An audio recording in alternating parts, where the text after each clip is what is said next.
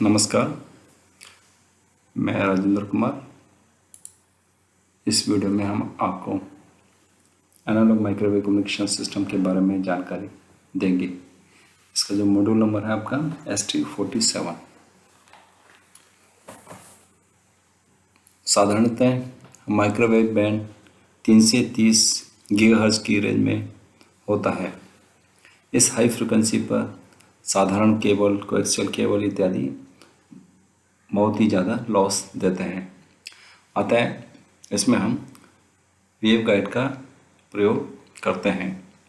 Railway में जो microwave communication करने के लिए जो फ्रिक्वेंसी की रेंज अलॉट की गई है WPC के द्वारा, वह है 7.125 से 7.425 गीगाहर्ट्ज़ तथा 18 गीगाहर्ट्ज़ की फ्रिक्वेंसी भी अलॉट की गई है।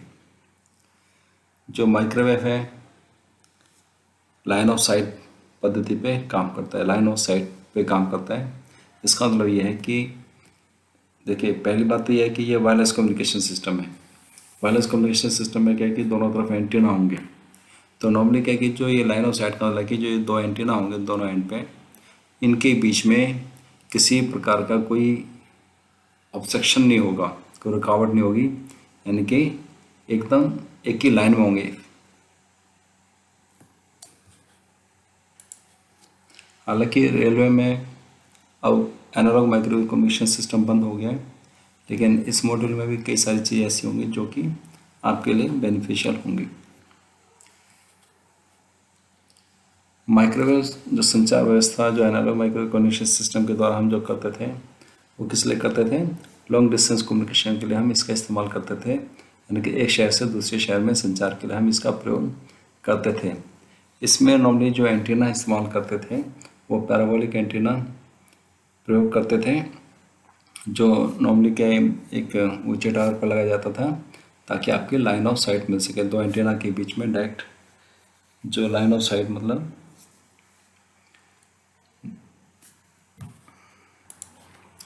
दोनों के बीच में कोई रुकावट ना हो और आपका जो सिग्नल है एक एंटीना से होते हुए डायरेक्ट दूसरे एंटीना तक पहुंच सके। अगर दूरसंचार अगर आपने इसमें क्या था कि अगर कम्युनिकेशन अगर आपको ज़्यादा दूर तक करना होता था तो हम बीच बीच में रिपीटर स्टेशन भी लगाते थे। और इसमें जो टावर की ऊंचाई नॉर्मली 20 मीटर से 100 मीटर तक होती थी। रिपीटर की दूरी नॉर्मली क्या कि 20 से 50 किलोमीटर होती है एज पर रिक्वायरमेंट। जैसे आप डायग्राम में देख रहे हैं, देखिए ये आपका एक टर्मिनल स्टेशन है, बीच में क्या रिपीटर स्टेशन है, फिर लास्ट में क्या रिपीटर टर्मिनल स्टेशन है। और रिपीटर स्टेशन किस लगाना पड़ा क्योंकि आपका जो डिस्टेंस था वो ज़्यादा था। तो ये आपका लाइन ऑफ साइट, आपका ये डायग्राम है। आगे चलते हैं। अच्छा, जो हम कहें कि माइक्रोवेव कम्युनिकेशन सिस्टम अपनाने के क्या क्या कारण थे, तो अगर हम बात करते हैं कि माइक्रोवेव कम्युनिकेशन सिस्टम अपनाने की, तो हम बात इसकी तुलना करते हैं इससे पहले जो सिस्टम आ रहा था आपका। इससे पहले जैसे ओवरहेड अलाइनमेंट में कम्युनिकेशन था, अंडरग्राउंड केबल पे था, तो उससे अगर हम तुलना करें तो माइक्रोवेव के क्या क्या फ़ायदे या अपनाने के क्या क्या कारण थे। पहली बात है कि जो माइक्रोवेव कम्युनिकेशन सिस्टम था, इसकी चैनल कैपेसिटी क्या है, बहुत अधिक होती थी। बहुत अधिक का मतलब पहले वाले सिस्टम की कंपेरिजन में। इसमें क्या कि डायरेक्टिविटी एंटीना तथा अधिक गेन अधिक होता था, और जो नॉइज़ तथा इंटरफ्रेंस इसमें बहुत कम होता था। गोपनीयता बनी रहती थी इसमें, और एक ही फ्रिक्वेंसी का इसमें बार बार प्रयोग कर सकते थे। इसके अलावा सॉलिड स्टेट होने के कारण कम रख रखाव और बैटरी से चलने वाला उपकरण तथा फेलियर इसमें कम होते थे। इसकी जो दक्षता थी या एफिशिएंसी काफ़ी अधिक होती थी। अच्छा, अब हम बात करते हैं जो माइक्रोवेव कम्युनिकेशन सिस्टम जो हम कंपोनेंट्स इस्तेमाल करते थे। तो नॉर्मली क्या है कि जो माइक्रोवेव फ्रिक्वेंसी पर क्या था कि आपका जो प्रतिरोध हो गया, आपका प्रतिरोध में रेजिस्टेंस, कंडेंसर, या यहाँ पे लिखा है इंडक्शन कॉइल, इंडक्टर, आपका जो कॉइल है आपका का प्रयोग संभव नहीं होता था, क्योंकि ज़्यादा हाई फ्रिक्वेंसी पर इन कंपोनेंट्स का व्यवहार अत्यधिक बदल जाता था। ये कंपोनेंट्स प्रयोग करने पर सर्किट का भार व उसका रेजिस्टेंस दोनों ही आश्चर्यजनक रूप से बढ़ जाते हैं। इसका रहते उच्च हाई फ्रिक्वेंसी पर जो स्किन इफेक्ट है, स्किन इफेक्ट के कारण भी इन जो कंपोनेंट्स हैं इनका लॉसेस आपका बढ़ जाता था। आता है माइक्रो संचालन के लिए निम्नलिखित कंपोनेंट्स इस्तेमाल किए जाते थे, यानी स्पेशल टाइप के जो कंपोनेंट्स हैं वो हम इस्तेमाल करते थे। जैसे फॉर एग्जांपल जैसे एक है वेव गाइड, हमने पहले बताया इसमें वेव गाइड का इस्तेमाल करते थे, क्योंकि बाकी जो कोएक्सियल केबल है, ये सिंपल वायर है, वो बहुत ही अधिक लॉस प्रोवाइड करते थे। जैसे जैसे फ्रिक्वेंसी बढ़ती आती है तो इसमें क्या होता है, लॉस भी बढ़ता रहता था। तो जो वेव गाइड है, वेव गाइड नॉर्मली क्या है कि मुख्य रूप से सुचालक धातु से बने खोखले पाइप का बना होता है, और इसके अंदर नॉर्मली क्या है कि चांदी की पॉलिश होती थी। यह माइक्रोवेव फ्रिक्वेंसी सामान्यतः 3 गीगाहर्ट्ज से ऊपर पर प्रयोग की जाती है। नॉर्मली इसका इस्तेमाल किया जाता है 3 गीगाहर्ट्ज से ऊपर की अगर फ्रिक्वेंसी तो हम इस्तेमाल करते थे। अगर 1 गीगाहर्ट्ज से अगर नीचे की तो हम कोएक्सियल केबल का इस्तेमाल कर लेते थे। इन फ्रिक्वेंसी पर ये क्या है कि आपका जो लॉसेस कम देते थे। अपनाने का कारण ये था कि ये लॉसेस कम देते थे। यह माइक्रोवेव तरंगों को एक उपकरण से दूसरे उपकरण तक ले जाने के लिए इसका हम प्रयोग करते थे। जैसे आपका जो ट्रांसमीटर है, ट्रांसमीटर से रिसीवर, ट्रांसमीटर या रिसीवर से एंटीना तक, ट्रांसमीटर से एंटीना और रिसीवर से एंटीना तक। तो नॉर्मली वेवगाइड नॉर्मली 3 प्रकार की होती थी, आयताकार, रेक्टेंगुलर, सर्कुलर और इलेक्ट्रिकल, जैसे कि आप डायग्राम में देख रहे हैं। और नॉर्मली अगर इसका अगर लॉस की बात करें तो क्या होता था, 0.07 dB पर किलोमीटर के करीब होता था। इसके अलावा एक कंपाउंड्स का इस्तेमाल करते थे, वो था आपका डायरेक्शनल कपलर। जो माइक्रोवेव, इसका क्या काम था कि जो माइक्रोवेव ऊर्जा, यह माइक्रोवेव ऊर्जा को एंटीना अथवा लोड में भेजने के लिए ट्रांसमिशन लाइन की ज़रूरत होती है, तथा इस पावर को नापने के लिए भेजी गई पावर का एक छोटा सा हिस्सा नाप लेते हैं, जिससे पूरी पावर को कैलकुलेट किया जा सके। इस छोटे हिस्से को प्राप्त करने के लिए एक सहायक वेवगाइड को मुख्य वेवगाइड के साथ कपल कर देते थे। ऐसी कपलिंग यूनिट को हम कहते हैं डायरेक्शनल कपलर। यानी जो आप ट्रांसमीटर से जो आप पावर वेवगाइड के द्वारा जो पावर भेज रहे हो आप एंटीना तक, वो उस पावर को कैलकुलेट करने के लिए, उस पावर को नापने के लिए उस जो ये मेन आपकी वेवगाइड थी, इसके साथ एक छोटा सा वेवगाइड एक और कपल कर देते हैं सहायक यूनिट, जिसे हम डायरेक्शनल कपलर भी कहते थे। उससे हम क्या है, उस जो भी पावर थी उसका छोटा सा भाग इस वेवगाइड के यहाँ हमें मिल जाता था। इसको नापकर हम पूरी पावर को हम कैलकुलेट कर लेते थे, जैसे कि आप डायग्राम में देख रहे हैं। इसके अलावा ये टी जंक्शन का प्रयोग वेवगाइड को मुख्य वेवगाइड से पैरेलल सीरीज में जोड़ने के लिए हम करते थे, जैसे कि आप डायग्राम में देख रहे हैं। इसके अलावा E plane tee, H plane tee, इसके बारे में हम फिलहाल आगे चलते हैं।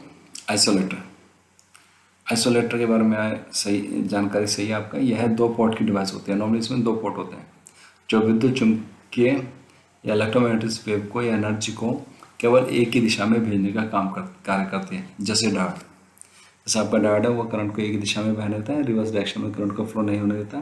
इसी प्रकार से जो आइसोलेटर है, ये आपका जो विद्युत चुम्बकीय तरंगें हैं आपको एक डायरेक्शन में तो भेजेगी, लेकिन दूसरी दिशा में ये नहीं भेजती, या दूसरे डायरेक्शन में क्या है, बहुत ही ज़्यादा लॉस प्रोवाइड करेगी। तो फॉरवर्ड दिशा में यह सिग्नल को लगभग कितना dB का लॉस देता था, 1 dB का लॉस देती थी, जबकि रिवर्स दिशा में सिग्नल को में अत्यधिक लॉस देती थी, लगभग मान लीजिए 20 dB। तो ट्रांसपाथ में लगा आइसोलेटर रिसीव सिग्नल को ट्रांसमीटर में आने से रोकता था। तो जो ट्रांसपाथ में जो आइसोलेटर लगा होगा वो क्या करेगा, आपका जो रिसीव सिग्नल को ट्रांसमीटर में आने से रोकेगा। ठीक है। नॉर्मली इसमें क्या होता है कि जो एंटीना है आपका, एंटीना ट्रांस का भी काम करता है और रिसीव का भी काम करता है, यानी सिग्नल को भेजने का भी काम करेगा और रिसीव करने का भी काम करेगा। और वहाँ से जब उसके थ्रू जब एक वेवगाइड नीचे आएगी, एंटीना से नीचे वेवगाइड, तो यहाँ पे फिर ये वेवगाइड फिर 2 हिस्सों में बढ़ जाएगी, एक रिसीवर में जाएगी, एक आपका ट्रांसमीटर में जाएगी। तो ये आइसोलेटर लगाने से क्या होगा कि जो एंटीना जो रिसीव सिग्नल को कैच कर रहा है उसके ये ट्रांसमीटर में नहीं जाने देगी। इसके अलावा क्या कि यह एंटीना मिसमैच के कारण पैदा हुई इको या डिस्टॉर्शन को भी कम करता है। इसके अलावा है आपका एटेन्यूएटर। अगर आपको एक पर्टिकुलर पाथ में या ट्रांस पाथ में एक निश्चित अगर लॉस प्रोवाइड करना है तो आप लॉस भी प्रोवाइड। इसके लिए अटेन्यूएटर का हम प्रयोग करते हैं, यानी किसी पर्टिकुलर पाथ में अगर आपको लॉस प्रोवाइड करना है। ये आपका दो प्रकार के, एक फिक्स टाइप और एक वेरिएबल टाइप के। और नॉर्मली इसमें क्या होता है कि जो वेव गाइड होता है आपका अटेन्यूएटर में क्या करता है, जो वेव गाइड होता है उसके अंदर एक डाइलेक्ट्रिक डाला जाता है जो कि ट्रांसड्यूसर के पाथ में अवरोध उत्पन्न करता है या कुछ लॉस प्रोवाइड करता है। फिल्टर की अगर हम बात करें, फिल्टर क्या है, एक ऐसा सर्किट होता है जो किसी विशेष आवर्ती वाले सिग्नल को अन्य आवर्ती वाले सिग्नल से अलग करता है। वो क्या कहलाता है आपका फिल्टर सर्किट कहलाता है। तो फिल्टर सर्किट नॉर्मली 4 प्रकार के होते हैं आपका, low pass filter, high pass filter, band pass filter और बैंड स्टॉप फिल्टर। जो लो पास फिल्टर है, फॉर एग्जांपल देखिए हर फ्रिक्वेंसी की, हर फिल्टर की क्या होगी, कट ऑफ फ्रिक्वेंसी होगी। मान लेते हैं कि एक लो पास फिल्टर है आपके पास, उसकी कट ऑफ फ्रिक्वेंसी आपकी 4 किलोहर्ट्ज। इसका मतलब ये है कि वो 4 किलोहर्ट्ज से नीचे की फ्रिक्वेंसी को तो पास करेगा, लेकिन 4 किलोहर्ट्ज से ऊपर की फ्रिक्वेंसी को पास नहीं करेगा। इसी प्रकार के अगर आपके पास हाई पास फिल्टर है, उसके मान लेता है कट ऑफ फ्रिक्वेंसी कितनी है, उसकी भी मान लेता है 4 किलोहर्ट्ज है। तो ये क्या काम करेगा, 4 किलोहर्ट्ज से ऊपर की फ्रिक्वेंसी को तो पास करेगा अपने अंदर से, लेकिन 4 किलोहर्ट्ज से नीचे की फ्रिक्वेंसी को पास नहीं करेगा। अगर हम बैंड पास फिल्टर की बात करेंगे तो मान लेते हैं आपके पास एक बैंड पास फिल्टर है, तो क्या करेगा, पर्टिकुलर फ्रिक्वेंसी की रेंज को तो ये पास कर देगा, लेकिन उससे नीचे के, जैसे मान लेते हैं आपके पास बैंड पास फिल्टर है, उसकी जो कट ऑफ फ्रिक्वेंसी वो कितनी है आपकी 4 किलोहर्ट्ज और अपर क्या आपकी 8 किलोहर्ट्ज। यानी कि ये 4 किलोहर्ट्ज से 8 किलोहर्ट्ज तक का जो सिग्नल होगा उस सिग्नल को तो ये पास कर देगा, लेकिन 4 किलोहर्ट्ज से नीचे और 8 किलोहर्ट्ज से ऊपर की फ्रिक्वेंसी को ये पास नहीं करेगा। ये फिल्टर कहलाता है बैंड पास फिल्टर। इसके अलावा जो बैंड स्टॉप फिल्टर है वो क्या काम करेगा, पर्टिकुलर फ्रिक्वेंसी की रेंज को स्टॉप कर देगा और बाकी फ्रिक्वेंसी को ये पास करेगा। जैसे फॉर एग्जाम्पल है कट में आपके पास बैंड स्टॉप फिल्टर है, उसकी जो मान लेते हैं कट ऑफ फ्रिक्वेंसी क्या आपकी 4 किलोहर्ट्ज एंड 8 किलो, लोअर क्या आपकी 4 किलोहर्ट्ज एंड अपर क्या आपके 8 किलोहर्ट्ज। तो ये क्या काम करेगा, 4 किलोहर्ट्ज से 8 किलोहर्ट्ज की फ्रिक्वेंसी को तो स्टॉप करेगा, यानी आगे नहीं जाने देगा, लेकिन 4 किलोहर्ट्ज से नीचे की फ्रिक्वेंसी को पास कर देगा और 8 किलोहर्ट्ज से ऊपर की फ्रिक्वेंसी को ये पास कर देगा। तो ये फिल्टर सर्किट अगर माइक्रोवेव की बात ना करें तो ये वैसे भी सर्किट में इस्तेमाल होते हैं लो पास फिल्टर। इनके आपको डायग्राम आने चाहिए, डायग्राम तो नहीं हम कह सकते फिलहाल, इसमें जो आपके जो सिम्बल्स हैं उसकी भी आपको इनकी जानकारी होनी चाहिए। इसके अलावा एक आपका सर्कुलेटर जो हम एनालॉग माइक्रोवेव में इस्तेमाल करते थे, और नॉर्मली जो सर्कुलेटर ये 3 या 4 पोर्ट की डिवाइस होती थी जो ट्रांसमीटर के आउटपुट को वेवगाइड के साथ, जो ट्रांसमीटर के आउटपुट है उसको वेवगाइड के साथ तथा एंटीना से प्राप्त सिग्नल को रेडियो रिसीवर को देने के लिए प्रयोग की जाती थी। इस डिवाइस का गुण यह था कि यदि हम पोर्ट 1 को ऊर्जा दें तो यह ऊर्जा हमें पोर्ट 2 पर प्राप्त होगी, यदि ऊर्जा पोर्ट 3 को देंगे तो पोर्ट 4 से प्राप्त होगी, यानी कि जो साथ वाला जो पोर्ट होगा वहाँ पे तो प्राप्त होगी, लेकिन एक पर्टिकुलर डायरेक्शन में। देखिए अगर हमें दे रखा है ये 4 पोर्ट के आपके एक सर्कुलेटर दे रखा है, इसमें पोर्ट 1, पोर्ट 2, पोर्ट 3, पोर्ट 4 दे रखे हैं। तो इसके एक के डायरेक्शन, एरो की डायरेक्शन दे रखे हैं कि डायरेक्शन कौन सी आपकी क्लॉकवाइज। तो इसमें क्या क्या, अगर हम पोर्ट 1 में अगर कोई सिग्नल देंगे तो ये कहाँ मिलेगा आपको, पोर्ट 2 में मिलेगा, और अगर पोर्ट 2 में मिलेगा ना पोर्ट 3 में मिलेगा ना पोर्ट 4 में मिलेगा। इसी प्रकार से मान लेते हैं कि हम पोर्ट 3 में अगर कोई सिग्नल देते हैं तो ये पोर्ट 3 में जो सिग्नल जाएगा वो कहाँ मिलेगा आपका, पोर्ट नंबर 4 में मिलेगा, ना 2 में मिलेगा ना पोर्ट 1 में मिलेगा। तो नॉर्मली क्या है कि इसमें क्या होगा, देखिए मान लेते हैं कि ये लगा हुआ है और आपका जो पोर्ट 1 जो ये जा रहा है, ये कहाँ जा रहा है आपका, एंटीना में जा रहा है। ये सिग्नल कहाँ जा रहा है आपका, एंटीना में। अब एंटीना में जो सिग्नल, जो एंटीना क्या काम करेगा, जो सिग्नल रिसीव करेगा वो पोर्ट 1 से होते हुए कहाँ चला जाएगा आपका, पोर्ट 2 में चला जाएगा, और पोर्ट 2 से क्या लगा होगा आपका, रिसीवर कनेक्ट होगा, जो रेडियो इक्विपमेंट है उसका क्या लगा, रिसीवर लगा होगा। और आपका जो पोर्ट नंबर 4 है इससे क्या लगा होगा, इस रेडियो इक्विपमेंट का ट्रांसमीटर लगा होगा। यानी ट्रांसमीटर में जो आउटपुट सिग्नल है, ट्रांसमीटर का आउटपुट सिग्नल पोर्ट 4 से होता है वो कहाँ चली जाएगी आपका, उसके साथ वाले पोर्ट यानी पोर्ट 1 में चली जाएगी, यानी पोर्ट 1 में एंटीना से रिसीव भी होगा, ट्रांस भी होगा। इस प्रकार से ये काम करता है, यानी एक ही वेवगाइड का हम इस्तेमाल कर सकते हैं ट्रांस एंड रिसीव के लिए, और फिर यहाँ पे फिर अलग अलग कर लेते हैं।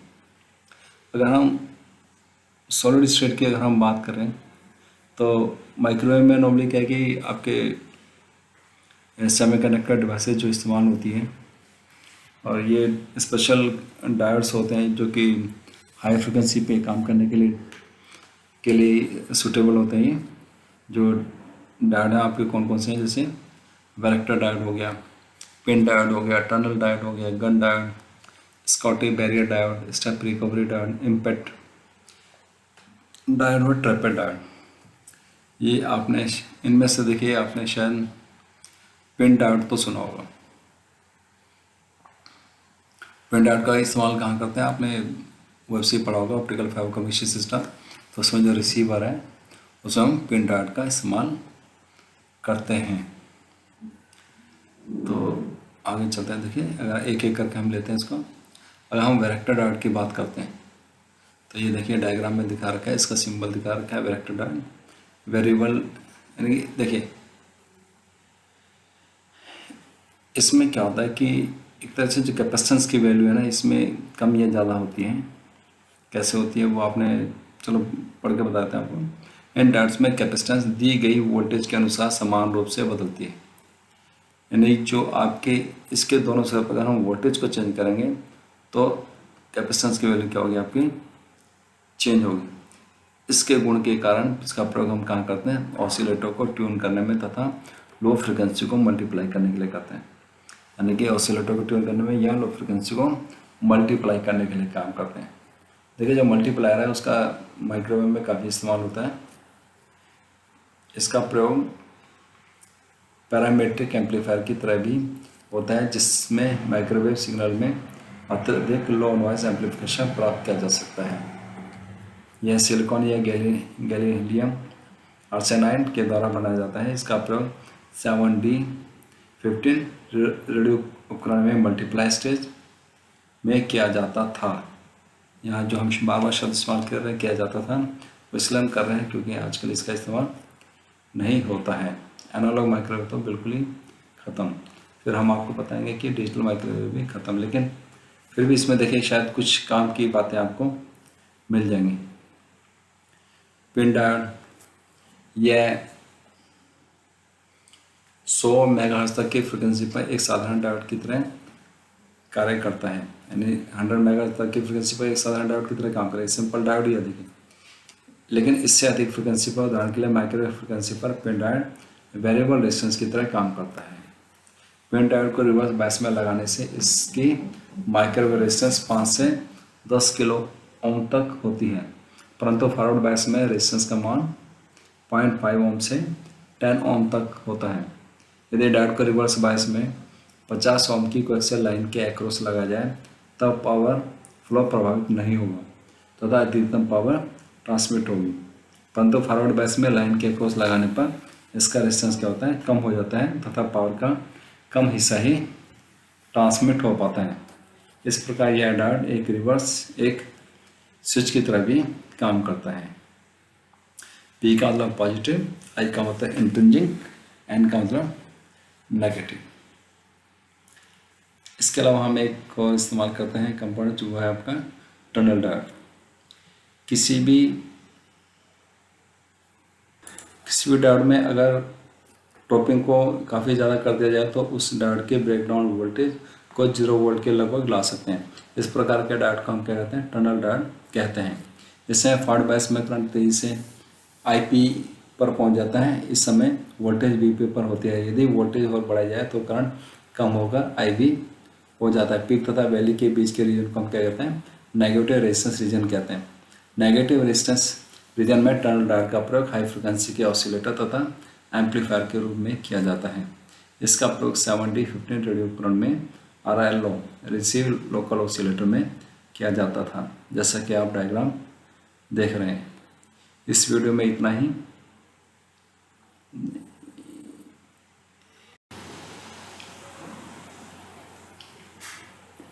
आगे जो एक कंपोनेंट्स है आपका गन डायोड।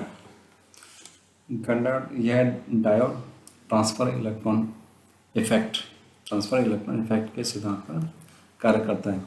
यह एक घटना है जो बल्क सेमीकंडक्टर डिवाइस में माइक्रोवेव कंपन पैदा करता है। यह प्रभाव मुख्यतः गैलीलियम आर्सेनाइड तथा इंडियम फास्फेट में पाया जाता है। यदि एक कम डीसी वोल्टेज एक गैलीलियम आर्सेनाइड के पतले टुकड़े को दिया जाए तब नेगेटिव रेजिस्टेंस प्राप्त होता है। यह कुछ रेडियो उपकरण में जैसे 7D20 ऑसिलेट में प्रयोग किया जाता था। देखिए ये डायग्राम दिया हुआ है। इसके अलावा क्या है स्टेप रिकवरी डायोड, जहाँ फ्रिक्वेंसी में 4 से अधिक की गुणा करनी हो यानी मल्टीप्लाई करना हो, 4 से ज़्यादा मल्टीप्लाई करनी हो तो हम वहाँ क्या करते हैं वैरेक्टर डायोड। तो वहाँ वैरेक्टर डायोड कार्य नहीं हो पाता है, डायरेक्ट इस्तेमाल नहीं हो पाता है। अतः ऐसे मामले में हम क्या करते हैं स्टेप रिकवरी डायोड का प्रयोग फ्रिक्वेंसी बढ़ाने में किया जाता है। इन डायोड का प्रयोग करके हर स्टेज में 12 गुना फ्रिक्वेंसी प्राप्त की जा सकती है, यानी जो फ्रिक्वेंसी क्या है फ्रिक्वेंसी को 12 गुना तक बढ़ाया जा सकता है। स्टेप रिकवरी डायोड को चार्ज रिकवरी डिवाइस अथवा स्नैप ऑफ वैरेक्टर डायोड भी कहते हैं।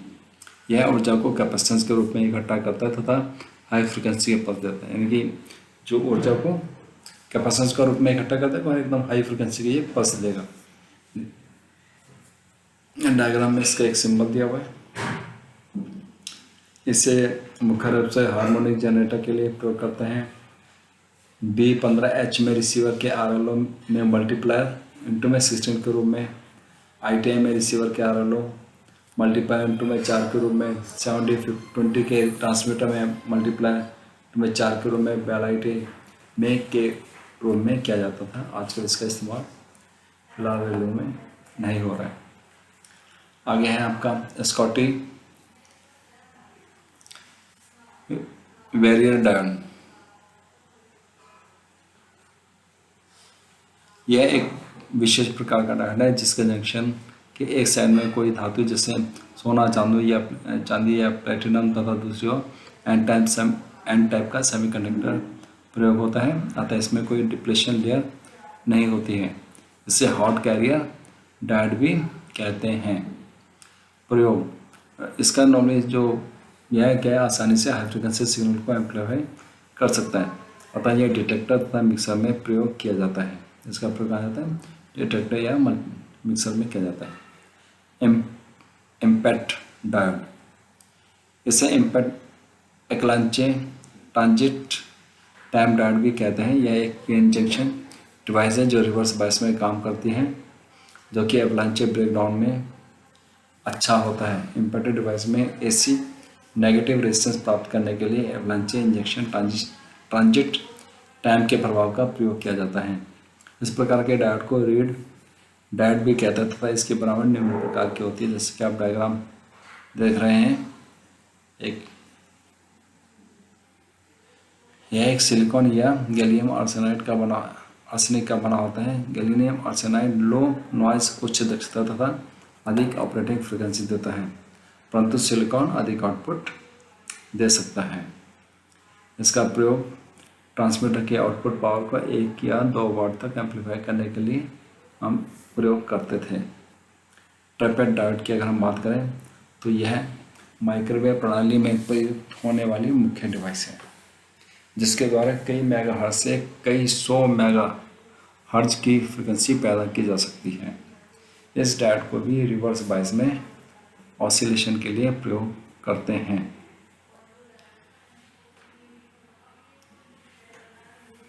अब हम बात करते हैं मॉड्यूलेशन की। देखिए अगर देखा जाए तो कोई सा भी कम्युनिकेशन सिस्टम है आपका, जैसे आपका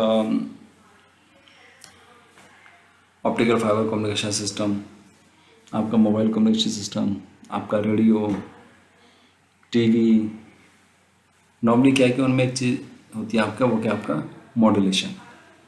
तो मॉड्यूलेशन क्या चीज़ है अगर देखा है तो मॉड्यूलेशन एक जो जैसे इसमें लिखा हुआ है, मॉड्यूलेशन एक ऐसी प्रक्रिया है जिसके द्वारा फ्रिक्वेंसी साइनसॉइडल सिग्नल का एक एम्पलीट्यूड का एम्पलीट्यूड फ्रिक्वेंसी या फेज कुछ दूसरे वोल्टेज जिसे हम मॉड्यूलेटिंग सिग्नल या वोल्टेज कहते हैं कि एक क्षणिक मान के अनुसार परिवर्तित होता है, या लो फ्रिक्वेंसी के मॉड्यूलेटिंग सिग्नल को हाई फ्रिक्वेंसी के कैरियर सिग्नल पर सुपरइम्पोज करना मॉड्यूलेशन कहलाता है। नॉर्मली क्या कि मॉड्यूलेशन में क्या होगा, एक मॉड्यूलेशन में दो चीज़ें होती हैं देखिए, या उससे पहले हम कहते हैं जो डिवाइस जिस डिवाइस में मॉड्यूलेशन की प्रक्रिया घटित होती है हम कहते हैं मॉड्यूलेटर। तो जो मॉड्यूलेटर है, मॉड्यूलेटर के इनपुट में दो चीज़ें होती हैं। नंबर एक हाई फ्रिक्वेंसी का सिग्नल होता है, एक आपका लो फ्रिक्वेंसी का सिग्नल होता है। आपका जो हाई फ्रिक्वेंसी का सिग्नल होता है वो कौन सा होता है, आपका साइनसॉइडल सिग्नल होता है, आपका एसी सिग्नल होता है। और ये कैसा होता है, हाई फ्रिक्वेंसी सिग्नल होता है। इसके अलावा क्या है कि जो मॉड्यूल लो फ्रिक्वेंसी का सिग्नल है वो कुछ भी नहीं होता है, वो बल्कि क्या होती है, हमारी सूचना होती है, वो क्या होती है, हमारी इंफॉर्मेशन होता है। तो जो हाई फ्रिक्वेंसी सिग्नल है उसको तो हमने कह दिया कैरियर सिग्नल, और जो लो फ्रिक्वेंसी का सिग्नल है जो कि हमारी सूचना है उसको हमने क्या कहते हैं, मॉड्यूलेटिंग सिग्नल। तो हम क्या करते हैं, मॉड्यूलेशन के द्वारा हम अपनी सूचना को हाई फ्रिक्वेंसी के सिग्नल के ऊपर सुपरइम्पोज कर देते हैं, और इस प्रोसेस के बाद जो आउटपुट सिग्नल निकलते हैं उसको हम कहते हैं मॉड्यूलेटेड सिग्नल। वो क्या आपका मॉड्यूलेटेड सिग्नल। अब इसमें क्या है कि पहली बात कि जो आपका जो कैरियर सिग्नल है वो हमेशा एनालॉग सिग्नल होता है, लेकिन आपका जो मॉड्यूलेटिंग सिग्नल है वो आपका एनालॉग भी हो सकता है और आपका ये डिजिटल भी हो सकता है। लेकिन अगर ये एनालॉग सिग्नल है, यानी मॉड्यूलेटिंग सिग्नल या आपकी जो सूचना वो एनालॉग है, तो हम जो मॉड्यूलेशन यानी इस एनालॉग सिग्नल को जो लो फ्रिक्वेंसी का जो कि खुद एनालॉग है वो भी जो कि एनालॉग है उसको हाई फ्रिक्वेंसी सिग्नल के ऊपर जो कि एनालॉग सिग्नल है इसके ऊपर सुपरइम्पोज करने के लिए जो टेक्निक हम इस्तेमाल करते हैं उसको हम कहते हैं एनालॉग मॉड्यूलेशन। वो क्या कहलाएगा, आपका एनालॉग मॉड्यूलेशन टेक्निक इस्तेमाल की जाएगी। जैसे आपने सुना होगा AM amplitude modulation, FM frequency FM आप सुनते होंगे, FM अगला फ्रिक्वेंसी मॉड्यूलेशन, ये क्या एनालॉग मॉड्यूलेशन है। और अगर आपकी सूचना डिजिटल सिग्नल है, डिजिटल फॉर्म में है, तो इसको हम कैरियर सिग्नल के ऊपर सुपरइम्पोज करने के लिए हम किस चीज़ का इस्तेमाल करते हैं, हम डिजिटल मॉड्यूलेशन टेक्निक का इस्तेमाल करेंगे। डिजिटल मॉड्यूलेशन टेक्निक जैसे AS के एम्पलीट्यूड शिफ्ट की, FS के फ्रिक्वेंसी शिफ्ट की, फेज शिफ्ट की, कई प्रकार की टेक्निक है जिसके द्वारा हम इसको सुपरइम्पोज कर देते हैं। जो आउटपुट सिग्नल होगा वो कैसा होगा, क्या कहलाएगा, मॉड्यूलेटेड सिग्नल। और जो मॉड्यूलेटेड सिग्नल है वो हमेशा कैसा होगा, एनालॉग सिग्नल होगा। लेकिन जो ये मॉड्यूलेटेड सिग्नल है इसी के अंदर क्या होगी, आपकी सूचना भी इसी के अंदर छुपी होगी, इसी के अंदर सूचना होगी। अगर आपने एनालॉग मॉड्यूलेशन किया है तो जो इन्फॉर्मेशन है इसके अंदर वो क्या एनालॉग फॉर्म में छुपी होगी, एनालॉग होगा उसका रूप। अगर डिजिटल है तो डिजिटल फॉर्म में होगा। और दूसरे एंड पे पहुंच के हम क्या करते हैं, अगर इधर मॉड्यूलेशन किया तो वहाँ पे क्या करेंगे, डीमॉड्यूलेशन करते हैं। डीमॉड्यूलेशन मतलब कि इस जो आपका मॉड्यूलेटेड सिग्नल है इसके अंदर से इन्फॉर्मेशन को अलग कर लेना, यह प्रक्रिया क्या कहलाती है, डीमॉड्यूलेशन कहलाती है। और इन्फॉर्मेशन को अलग करके हम फिर आगे भेज देते हैं। तो कोई सा भी अगर आप कम्युनिकेशन सिस्टम देखें, mobile communication, optical fibre communication system, radio, TV, VHF communication system, जो भी आपको दिखाई दे रहे हैं इनमें क्या होता है, मॉड्यूलेशन होता ही होता है। और मॉड्यूलेशन की क्यों जरूरत पड़ी है, आप एक सिंपल सा कह दीजिए, ऐसे कह लीजिए कि जो हमारी सूचना है उसमें इतना दम नहीं है कि वो ज़्यादा दूरी तक अपने दम पे पहुंच सके। लेकिन जो कैरियर सिग्नल है जो कि हमारे सिग्नल को लेकर जाने वाला है उसके अंदर इतनी पावर है, इतनी क्षमता है कि वो ज़्यादा दूरी तक ठीक ठाक पहुँच सके। फिलहाल तो आप इसको ऐसा ही मान के चल सकते हैं। बाकी कभी टाइम मिला तो फिर इसके बारे में हम डिटेल में बात कर सकते हैं। इस वीडियो में इतना ही। अगली वीडियो में हम आपको बताएंगे कि जो मॉड्यूलेशन है आपका,